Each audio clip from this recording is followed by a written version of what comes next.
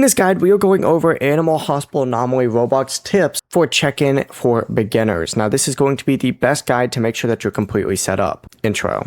Now, when a patient arrives, you need to first, before you even do anything, is check the security cameras as well as check the standard camera, because that is how you can go ahead and check to see if someone is an anomaly. Like, for example, this guy has a completely different face than what he actually looks like, which is an example of a clear anomaly. If the eyes look different, if the face looks different, if the ears look different, if this is blurry or staticky, that is a clear example that this is an anomaly, and you would want to go ahead and reject this patient fully. If everything looks normal, go ahead and continue with the process. Like, let's just say this guy's normal, we'd register him, we'd print the badge, and then we would go ahead and give this badge to this guy. But in the case that it wasn't, and of course that was an anomaly, we would simply just go ahead and have to reject them and treat them like usual. If you follow this process every single time, it'll make checking the patients in a lot easier. I already know this guy's an anomaly just by looking at him.